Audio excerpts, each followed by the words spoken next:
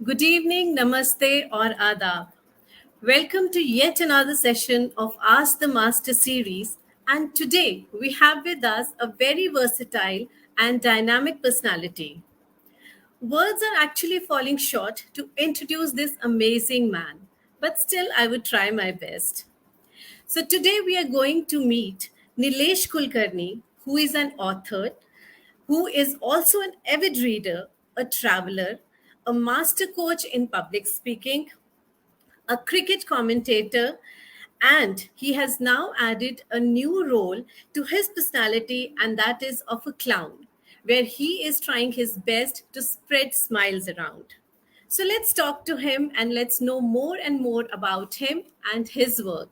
So please welcome Nilesh Kulkarni. Hello, Hi good there. evening, sir. Hello. Good evening, Shweta. Good to be back in Chandigarh, though virtually. I have such a lot of good friends there now because of the Chandigarh Literary Society and my meets there that it's a delight to be back amongst you guys. Thanks for giving me the opportunity. Thank you so much, sir. It's completely an honor for us that you are there today gracing our platform. So thank you so Thank you much very for much. giving your precious Thank you time. very much. So, sir, we have lots and lots to ask you to know about you. And to start with, I want to know about your journey from being a management graduate to a theater and voiceover artist to a traveler who is trying to explore the unexplored destinations, authoring books, public speaking, and now you have joined the clown sellers. So please tell us about your journey. Well, the journey actually started. There are two phases to the journey. A part of the journey started before I was 10, and a part of the journey started after I turned 16. So Okay, there are a whole lot of things that are added on. For instance, I went on stage for the first time at the age of 6 or 7 when I did my first play. I did my right, first dubbing and voiceover at the age of 7. So that led to public speaking, which means I was doing a lot of debating, elocution, winning those contests. So all through right. these years, then I wrote poetry after I turned 40. So these things I've been doing before. And Okay, all these led to a lot of other things. For instance, after I turned 60, I tried doing cricket commentary. So I covered about 125, 130 matches over 2 series, that's nice. two cricketing seasons. I actually gave that up because it meant a lot of late nights. If you're doing a match in, Oh, say, New Zealand yeah, or Australia, you've got to sit up till 3 in the morning in the studio and come back late. So I kind of gave that up. true. And I was also not very thrilled with cricket. I'm basically an athletics guy because I was in the Delhi School athletics team. So Okay, that part. And subsequently, I got involved with an organization called Speak India, which later on became a non-profit trust called the Speak to Change Foundation, for which I am the master coach, where we teach right. underprivileged children the art of public speaking. That's That's one of the things we beautiful. do, how to express themselves better. Right. And writing came to me 2 years back. I've been writing a blog. I've been writing a travel blog for many years. And that travel blog on TripAdvisor has some 8 lakh views till date.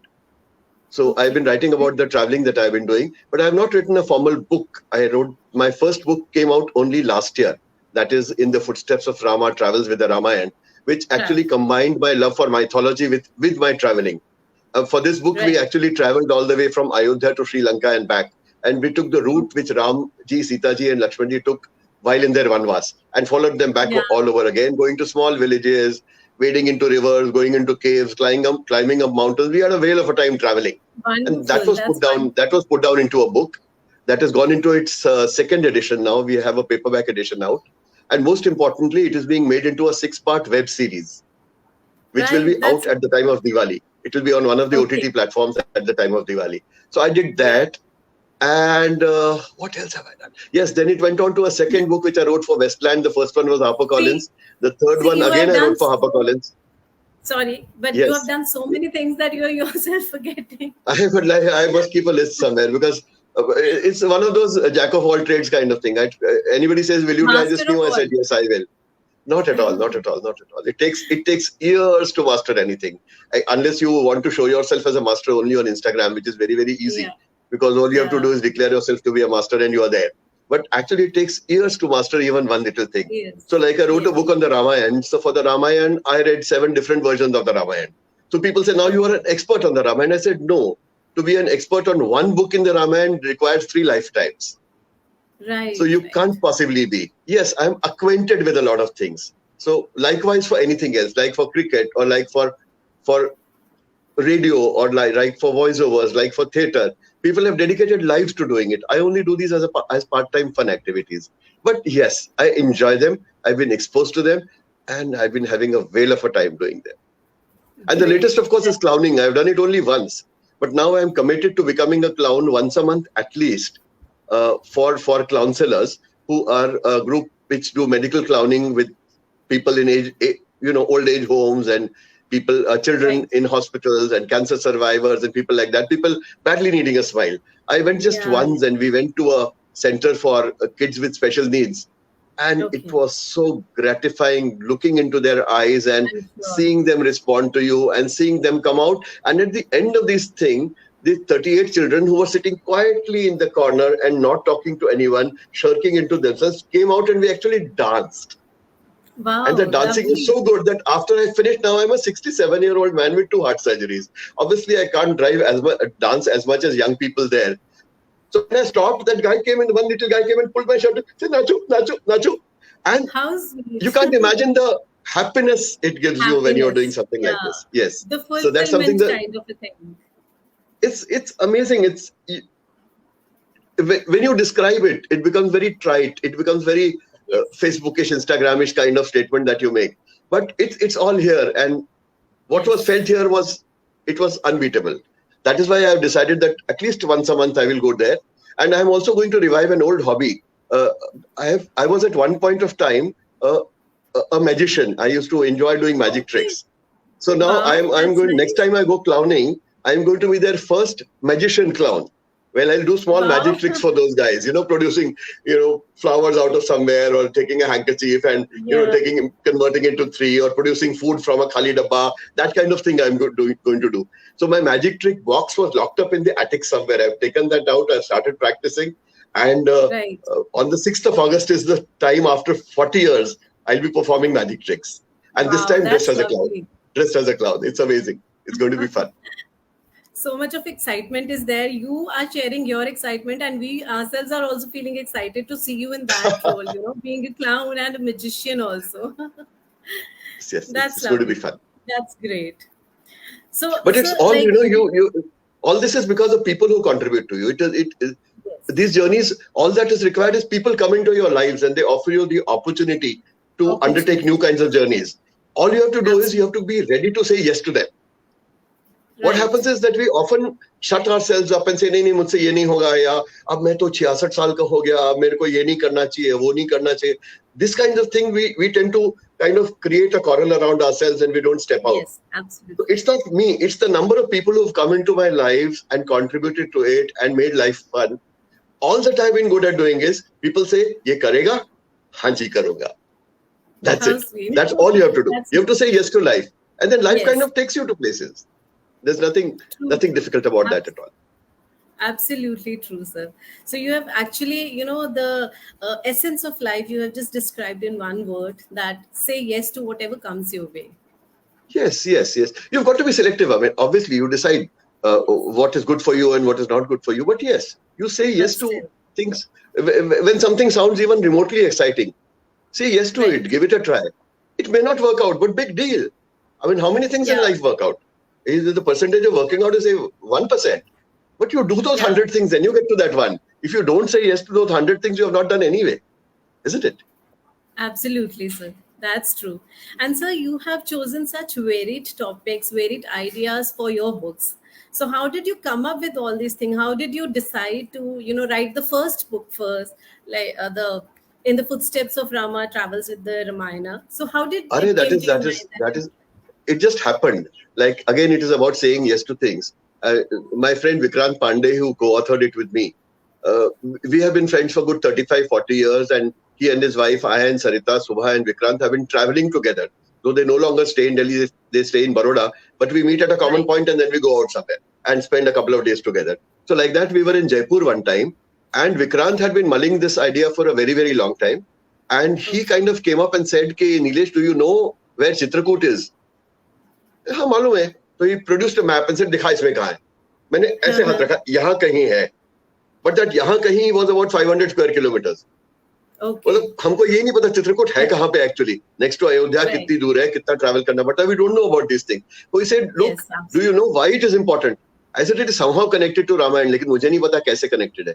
So he says कि राम जी के पूरे वनवास में से 11 साल 11 महीने 11 दिन राम जी चित्रकूट में रहे थे. That was almost 12 years. हाँ. तो ये मतलब this was something which was new to us. Yes. हमने कहा यार ये ऐसा है और हमको पता ही नहीं है. तो ही सर चल वहां जाके घूम के आते हैं. घूमना तो है ही. Let's go there. Let's take a look. Okay. और अगर कुछ अच्छा लगेगा तो इस पे किताब लिखेंगे. So we said yes. We went to Chitrakoot.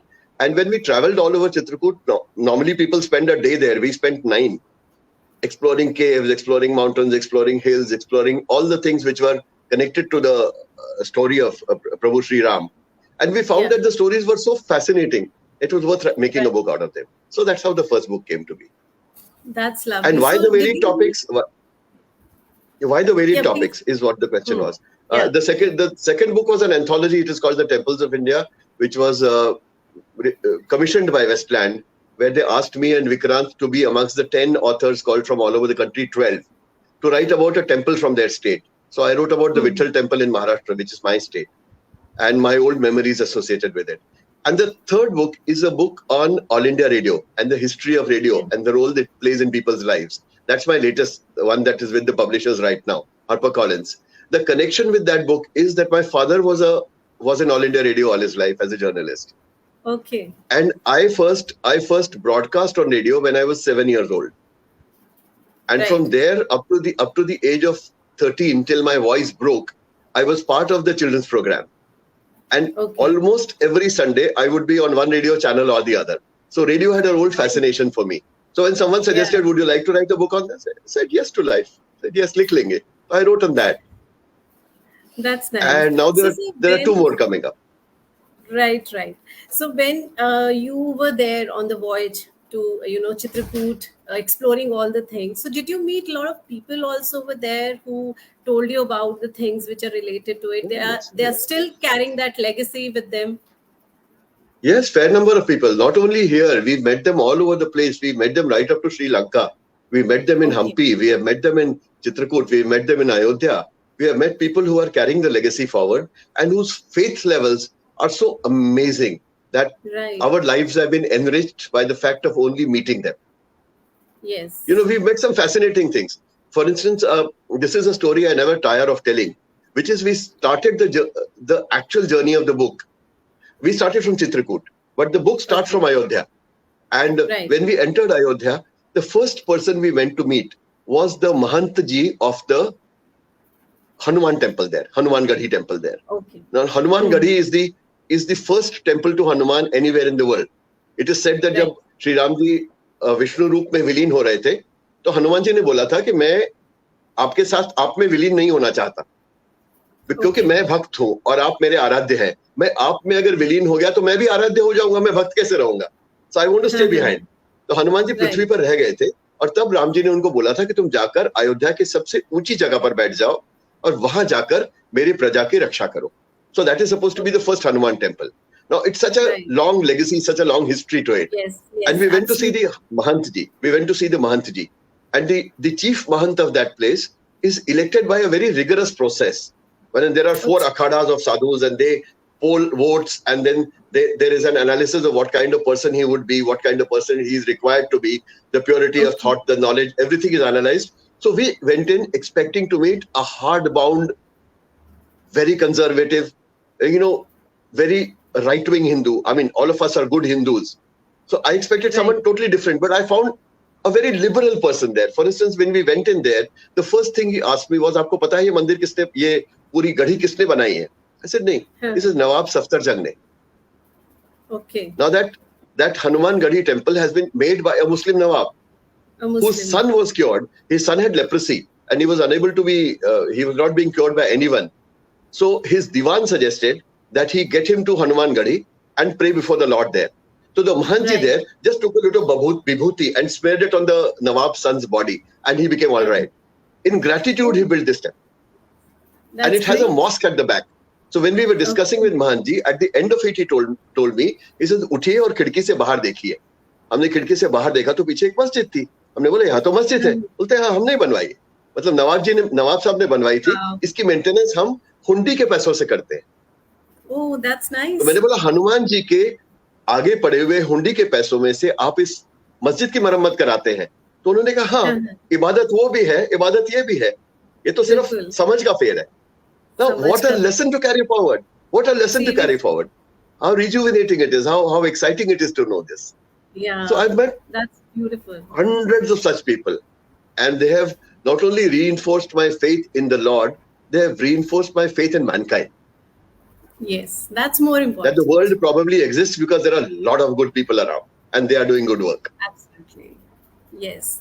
That's what we all, need to believe in humanity. And Absolutely. Being a humanist is more important than being a person who's more believing any in label. religion. Yes. Religion is fine. It is part of me. I am a very good Hindu. I have studied a lot of Hindu scriptures, and I can talk about them for hours together. But that does not mean that I do not respect the right of my neighbor to be a good Muslim. Absolutely. Or another to be a good Sikh or a good Christian. Yes. They have their own rights, as I have the right to think that my religion is the best. They have a right to think that theirs is the best. And I respect that as much as I respect my own. And this is a lesson which the most devout of Prabhu Ramchandraji's bhakts have taught me as I undertook the journey. That's lovely. That's really nice, sir. And do you remember any other particular anecdote also during this travel of yours? Hundreds. Share one. The one I'm again very fond of telling is of the time I was in Chitrakoot. And this is the time when Vikrant had gone back to Baroda and there was an additional visit required. So I had gone from Delhi to Chitrakoot. And there was a place where when Prabhu Ramchandra, Sitaji and Lakshmanji stepped into what is called Dandakwan. Okay. Into the jungles from Chitrakoot. Because otherwise they were living in ashrams. From Chitrakoot they stepped into the Dandakaranya. So when they were stepping into the Dandakaranya, on the border of Dandakaranya was a temple to Prabhu Ramchandraji's ancestor Ambarish. Okay. And there was an Ambarish Thali there.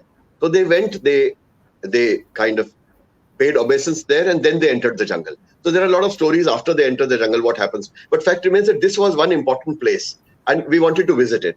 So I went looking for it in Chitrakoot. And when I went looking for it, I found that किसी को उस नाम से किसी का पता ही नहीं है. I am saying Ambarish Thali, किसी को मालूम है क्या? This name no one knew. So finally they said, अच्छा गुप्त गंगा, हाँ है, वहाँ पे है, तो आप जाइए.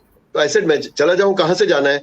तो the shopkeeper who had told me this said कि आपको रास्ता नहीं मिलेगा, जंगल में से है, आप किसी को साथ ले जाइए. So he waved to somebody and a very scraggly looking guy in a torn dhoti and t-shirt kind of thing came up and he said, ये वहाँ रोज लकड़ी काटने जाते हैं, आप इनके साथ जाइए. तो लकड़ी काटते, तो he said मैं चला जाऊंगा and he told him कि पैसे दे देंगे, आप ले जाओ इनको. This is about 4 o'clock in the evening. So he comes out, he's carrying a stout stick and a kulhadi and he starts walking with me. I start walking with him. So we walk through a field, we walk through a khali maidan and there is a river.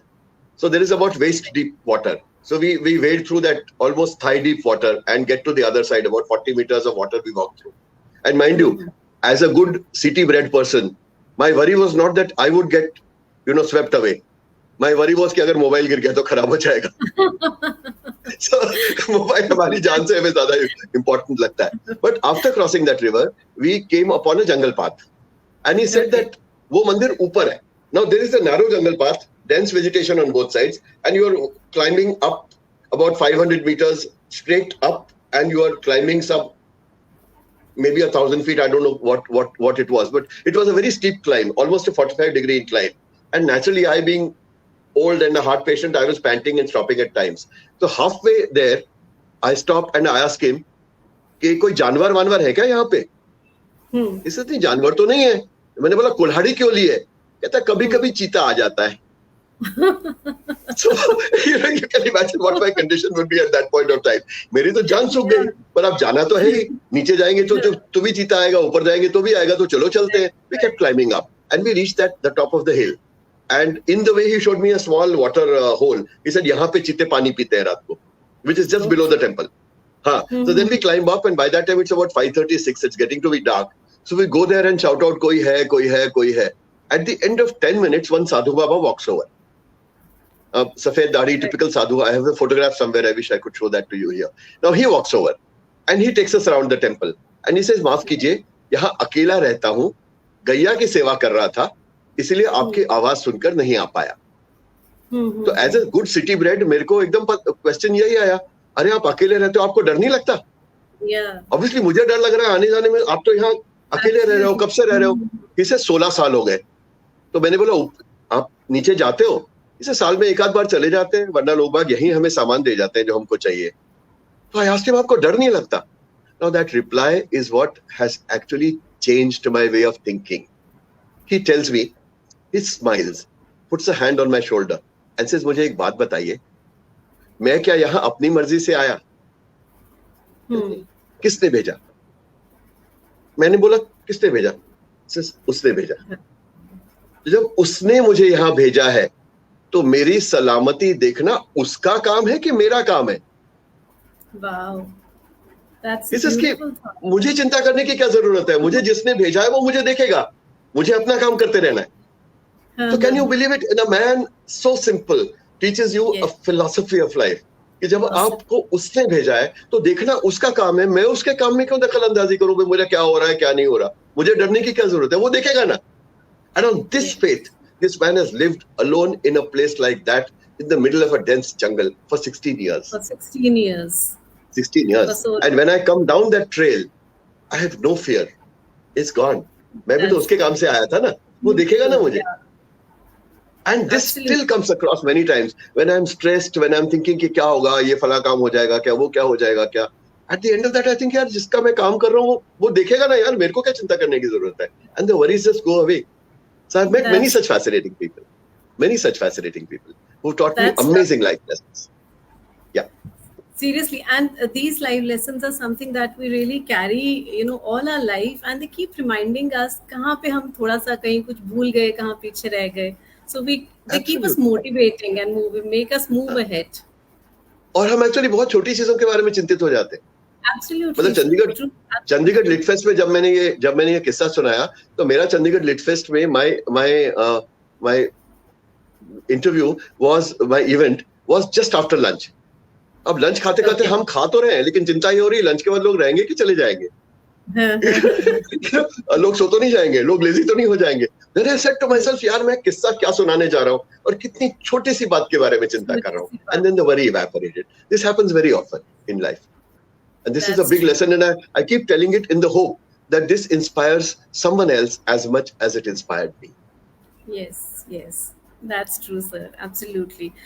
And sir, your second book, of which you are a part of the anthology, When the God Dwells, 13 Temples and their History.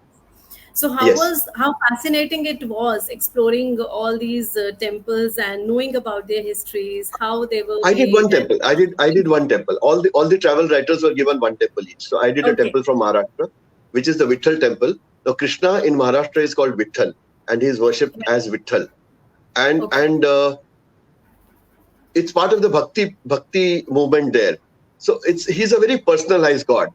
Like Maharashtra mein, Pandharpur mein, where his place is, we don't refer to him as Aap. It's not Bhagwanji Aap. It is Vitthal Tu. He's part of you. He's like an elder brother. He's like part of you. He's part of your family. And not only Vitthal, the rural people will call him Vithoba, which is called, Rakesh would be called Ricky. Prakash would be called something else, like we'll call Pinky or something. So whatever names we give people. So he's called Vithoba. With affection. Exactly. So he is not only referred to as Tu. He is referred to as Vithoba. Arey Vithoba, काय केलंस रे तू? मतलब Vithoba क्या कर रहा है यार तू आज? मतलब this is the way people talk to him. And one of such people was my maternal grandfather. So when I used to go to my grandfather's place when I was a young child, I would be exposed to this thinking, and I was taken to Pandharpur. And in Pandharpur, there is a tradition called Wari, something like the Kavadiyas here.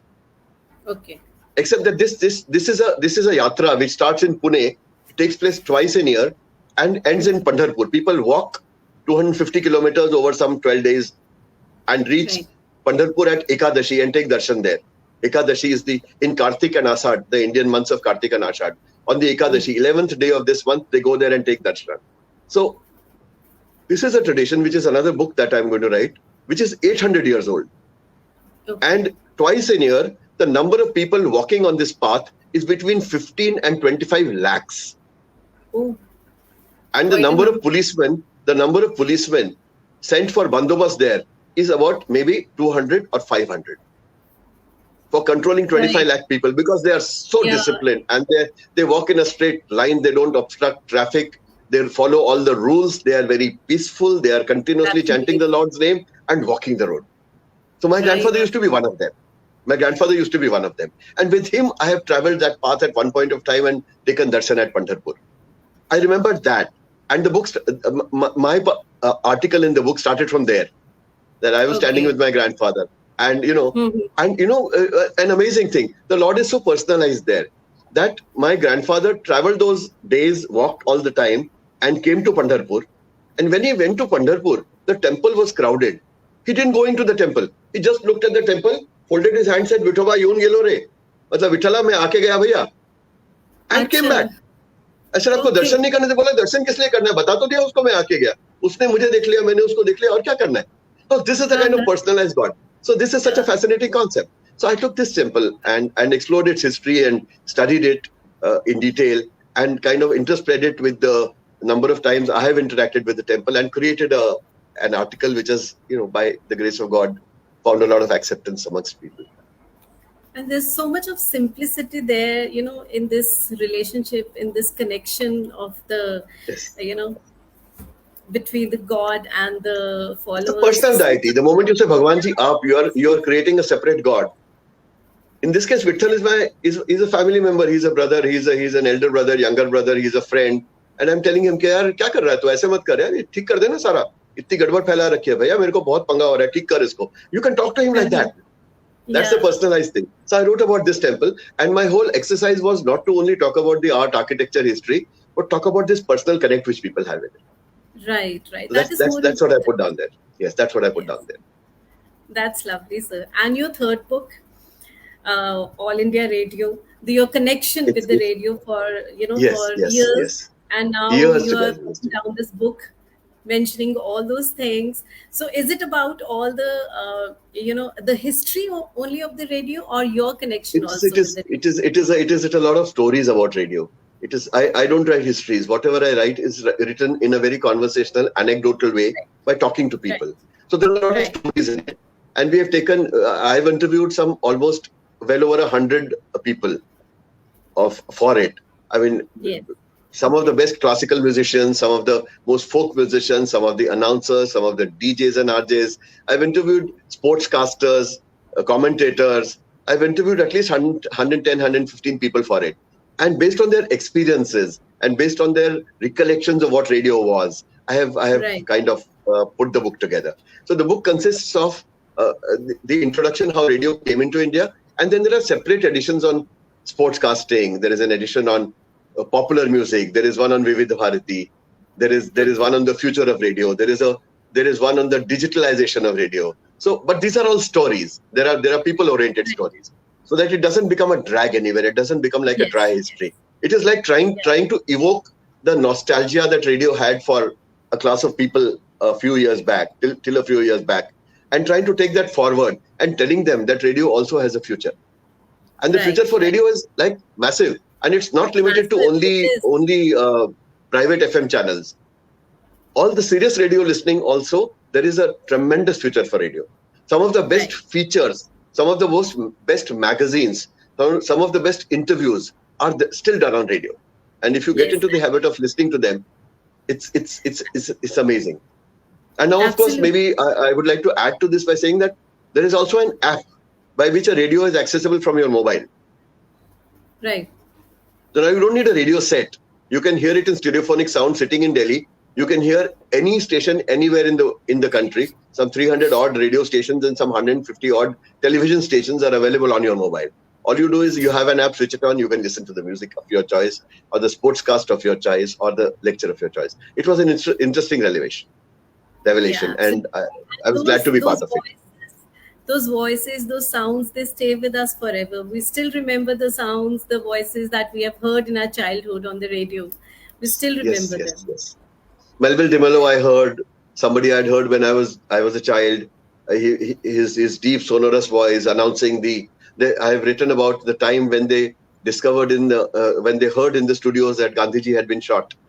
Now that Yeah, specific thing had been recreated by somebody for me.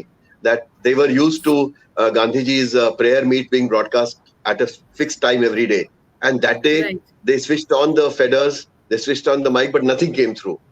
And then suddenly they Okay. heard the two shots, and they heard somebody shout, "Gandhiji ko goli lag gayi." And the Um, response that was there amongst people there, and the way people responded to it, and Melville DeMello rushed there, and he had Nehru standing next to him sobbing, and the way he's describing how Nehru was standing next to him just crying uncontrollably. Now all these things I've heard in the radio archives, and it was so fascinating I'm hearing them. getting goosebumps, listening to all these things, that Yes, how people these have are felt amazing at things that I've heard. moment. Yes, yes, yes, yes. Then there were stories about Pandit Ravi Shankar used to conduct an orchestra there for radio. He was the Mhm. first, he was the lead of the orchestra. So there was there was a very old timer, he's almost 85 now, who said that जब हम वहां से निकलते थे तो हम लोग बाद में पीछे एक चाय वाले की टपरी पे बैठते थे. आप उसको ढूंढिए, वो चाय वाला आपको बताएगा कि हमारी और रविशंकर जी की क्या बातें होती थी उस टाइम. यदि आप सुनोगे तो आपको विश्वास ही नहीं होगा कि हम लोग बात कर रहे हैं. ऐसी ऐसी बातें हम लोग वहां करते थे. किसकी चुगली करते थे, किसको क्रिटिसाइज करते थे, किस पे हंसते थे, किसकी तारीफ करते थे. But I went there, but the chai wala had died a couple of years back, so I could not get in touch with him. But ऐसे ऐसी बहुत चीजें सुनने को मिली, बहुत चीजें सुनने को Yes, milli. yes. Such a fascinating experience you had, doing all these Absolutely, things. absolutely. It broadens my vision. I like to do different things. I don't want to be bracketed into writing mythology or travel, because that will Yeah. limit my exposure to certain topics. I would like to Yes. be exposed to n number of topics and write about n number of things, so that my vision kind of gets broadened as I move on in the years. So that's That's what I'm looking great. at. That's lovely, sir. And listening to you is really inspiring for all of us. Thank you very much. So you have played so many roles in your life. So any particular role which really, gratifies your soul, which you feel that is something very, close to your heart, which real gives you real happiness. All of them do, as a matter of fact. Otherwise I wouldn't be doing them. Yeah. All of them are equally gratifying, equally. They enthuse me, they energize me equally. But the roles that most energize me are the ones in which I interact with people. Right. Whether it is theater, whether it is participating in a lit fest, whether it's doing public speaking, where there's a live audience in front of me and I'm talking to them. I think they energize me much more.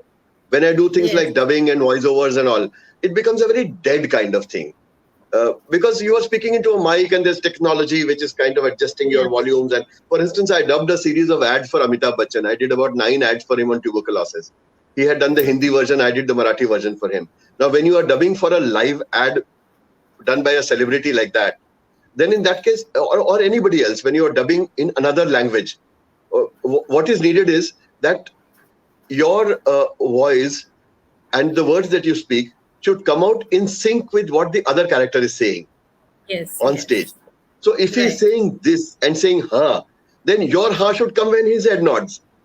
Yeah. And when Absolutely. he's saying nahi ho sakta, the moment is nahi ho sakta, your nahi ho shakat should come at the same point of time. This Same is point a of time. very, very Yeah. interesting exercise, because what happens Yeah. is you have a huge TV screen on which that Hindi ad is being projected. You are wearing these earphones in which the Hindi dialogue is coming through, and you're standing in front of the mic holding the Marathi script. Right. You are listening At to the the Hindi same point, dialogue, you're reading listening the and Marathi you're script, speaking. and coordinating with the lip movement of the person who is on the screen. Yeah. Yeah. So to do something so intricate, you have to be fully alive in that moment. Absolutely. True. It True. is That's true. very, very draining, but nothing beats the pleasure of being able to do something like that properly, because you get the feeling Yes. कि मैं इतना कुछ कर सकता हूँ. I can listen, read, speak, emote, and coordinate with the celebrity who is doing it on the screen. It's amazing. Yes. Yes. So many But things are that working besides, together in sync.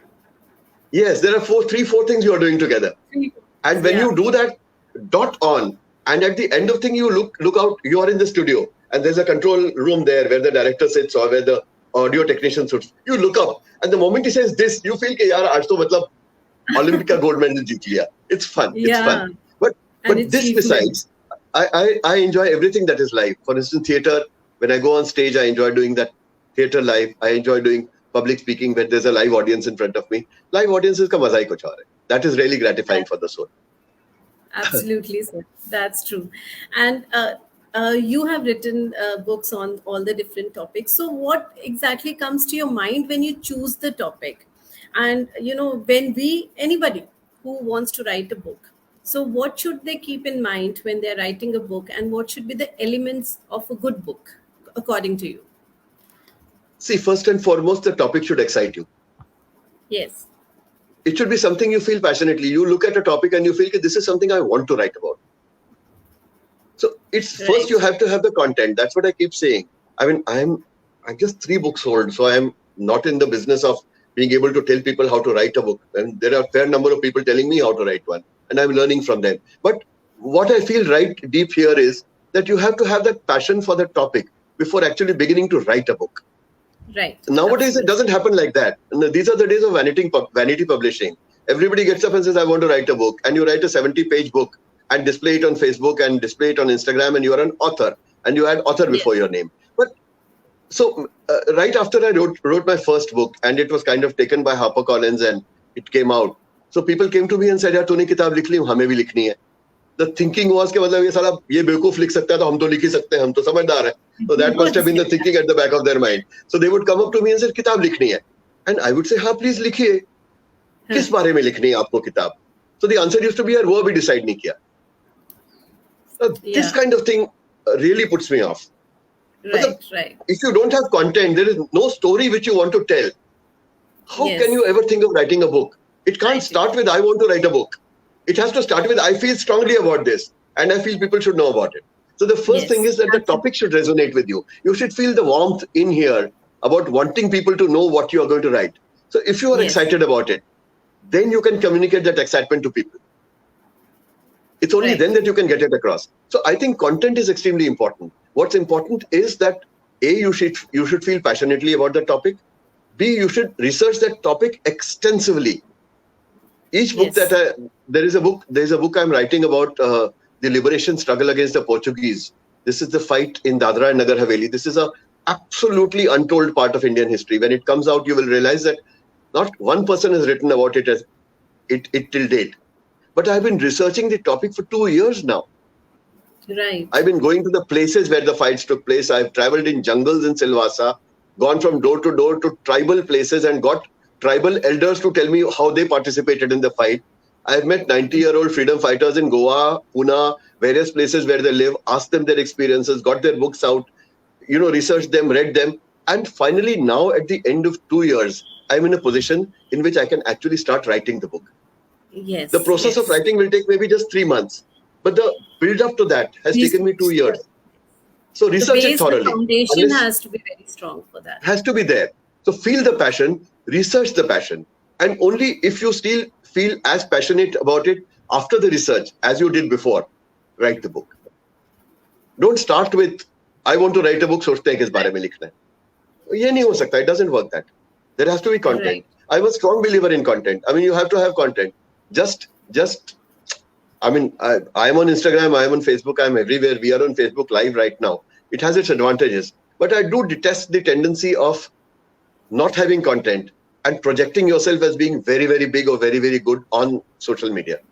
So you can't write a book for that. And anyways, even if you do write a book like that, nobody reads it. So how does it matter? My object of writing my book is that people should read the book. And that thought that I had back of my mind should communicate to people across. If nobody reads your book, what's the point? Yes. So if you write passionately, if you write with research, if you develop new angles of writing that, then people read your books. I've been fortunate that way. That's true, sir. And sir, like you are a master coach in public speaking. So any tip that you would like to give to the youngsters or anybody who is there on the public platform talking to or addressing the audiences there live? So any tip that you want to give to them? You are asking me for the story of my life in 90 seconds. I can't do that. but I'll try my best. See, essentially, again, here it is content driven. Most people come up on stage without having a clear idea about what they have to say. So first thing is that you have to have something to say. Don't step up on stage unless you have something that you want to actually talk to your audiences, tell your Right. audiences. When you want to do that, the first thing is to research it, get all the information right, arrange that information properly, rehearse properly, and only then go out and talk to your audiences. So things Yes. like vocal variation, things like body language, these come with practice. Why I'm able to move my hands in a particular way, or why I'm able to take particular pauses. All this is because of the number of years I've been doing this. It gets built into you. But what is important is even now when I go out to deliver a speech, I make sure that I've got my content right. I've written out all the Yes. points, and every single speech that I've given over the last 6 years as a master coach is there on my laptop. I've written every one of them meticulously because you can't take your audiences for granted. My biggest tip is Absolutely. do not take your audience for granted. Whatever you do, you must respect them. If you respect them, come prepared for them and do your best to deliver your message to them. They will respect you back. Absolutely, So sir. I That's a think in a nutshell, it's you've got to respect the people who listen to you. When you do that, then they respect you back. Then you get that flow. When I used to debate at college, this is very interesting. There was a professor by name of Dr. Frank Thakurdas, old times, Delhi University. I mean, when I was at college, he was about to retire. He was that antique. But he would come up on stage and he would say that I don't know uh, what are the good points of public speaking. I don't know what are the bad points of public speaking. All I know is that when a person knows his topic and speaks well, there is something that flows from the speaker to the audience and flows from the audience absolutely. back to the speaker. And when Yes. that flow is established, that means everything is right about it. Right. Right. So I think that is essential. This is when you are in a live, you can see those heads nodding. You can see people's eyes, go wide when you say something, this thing. You can see people do this. You can see people smile. You can see people relax when you want them to relax. And this it means that you are all on the same wavelength. Your brain waves are Yes. aligned. Absolutely. And when they are And aligned, that, you've got the perfect public speaking thing. yeah, and that connection has been formed. That is Has the been purpose formed. why Yes, you yes. are there on the stage to, Yes, yes. make that And connection. it is a felt connection. You can't teach it. Yes. You can't explain it. You say, what are the elements of this connection? I will say, I do not know. But when it gets formed, I know and you know. Yes. Yes. When it's there, That's I know that we are all part of one. I mean, actually, when you are doing theater, live theater, or when you are doing public speaking, talking to a large audience, and that connection has been established, it is not an audience. You are part of one bubble, like this, starting from behind you, going up to the last man in the audience and closing up. yeah. You are in one bubble and you are all part of that single bubble. And you can feel that and the audience can feel it. And that's the success of the artist. That's how it happens. That's lovely. That's lovely, sir. Beautifully explained. And so, any tip that you want to give to young writers or the youngsters who are, getting distracted by the social media and somewhere losing that, the essence of life and the focus is not there. So, any tip that you would like to give it to them? See, nothing wrong with social media at all. I use it very often. And because of social media, I have been able to get in touch with Shweta. I wouldn't have known that you existed and you wouldn't have known I was there unless there was social media. So you cannot, Neither they connect. completely deride it. You cannot say it's a bad thing, but just use it meaningfully. Right. When you post on That's it. Instagram, when you post on Facebook, this is what I keep telling. I was addressing a group of college students the other day and I was asked to speak about social media. So I said, nothing wrong with it at all, except that you do not stake your personal prestige, your ego, your existence on what social media says about you. Right. Do not live for it. Use it as a tool to further your contact network, to carry your message across, but don't get tied Yes. down to that. I cannot say, see, my Instagram page has only 143 people, which is like minuscule. College students have 1,000 on them, 1,000 likes on them. But Yeah.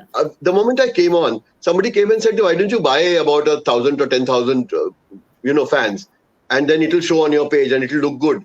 I said, but if I write a book and I put a post on Instagram, out of those 10,000 people, how many people will actually buy and read my book? That Actually, person said, that's नहीं true. उसका खरीदने से क्या ताल्लुक है? ये तो सिर्फ है वहां पे. अच्छा फिर मुझे Just चाहिए to क्यों? show the followers, number of So followers. Yes. तो मैं किसको दिखा Yeah. रहा हूँ? मेरे दिल में मुझे Yeah. पता है कि मेरे फॉलोअर्स नहीं है, मैं इनको नहीं जानता हूँ.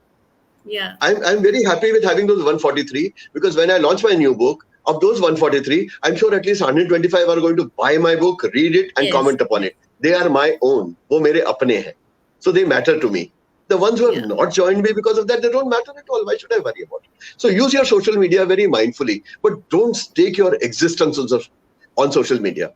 There are people Right. committing suicide because the number of likes have gone down or the number of followers have deserted them. Don't Yeah. stake your existence on them. Your existence is too valuable to be staked on other Yes. people's opinions.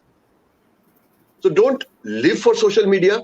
When I go travel, we first sit down there, put the camera down, look around, talk to people, do all these things, and then take the pictures. We don't Yes. take pictures because we have to put them on Facebook. The pictures are taken Correct. afterwards because the travel experience is more important. That's very important. People go there and the first thing they do is photo le lo, without Yes. even looking around and seeing what is happening. Why do you travel then in that case? If you are not able to absorb anything out of all that is around you, why do the traveling in the first place? Why meet new people if the only Yeah. objective is taking a picture with them? Don't Just frame your responses to suit social media. Do what you're doing and then post it on social media. I didn't clown because I wanted a picture on social media. I clowned because I liked it. And now it is on social media. People like it, fine. If people don't like it, it's still their funeral. it's a, yeah. I'm enjoying it and I'm going to do it all over again. It's as simple That's as that. more important. Yes. So live your life. Post it on social media, but don't live your life through social media. Then it's taking That's over. Then it's really taking you over. Then it's taking you over, which is not done. Yeah, absolutely, sir. And this was such a wonderful advice. In fact, through all the beginning of the session till now, you have given us such wonderful tips and such, brilliant advice that we are going to carry all our lives, the life lessons that you have shared with us. ये ना बूढ़ा होने का फायदा है. As you grow older and become an old man, then you can talk about anything. And if you, as long as you talk about it with conviction, young women like you, friends like you will always say, "हाँ यार कितनी अकलमंदी की बात बताई." Maybe you go The back and think about it, you experience. will find that this is common sense. There's nothing very original about it. No, but somebody when tells you everybody knows the same thing. We all know what Yeah, is yeah, right, true, what is true, wrong. But coming true, from true. somebody, it really gives puts a lot of Yes, I impact on guess. the thing. It makes the Yes, thing I more guess. valuable and more precious. So that is something we always carry along, that whenever it's coming from a learned person and we always look up to somebody and it's coming from them, so obviously we do remember it for a long time and implement that also. This is called repaying it forward. I was reading in the Times of India just today morning that very often people do good things to you and they tell you good things and they enrich your life and you can't repay them. So Yeah. you repay it forward because you pass it on to others who will probably To pass it on to others. still more people.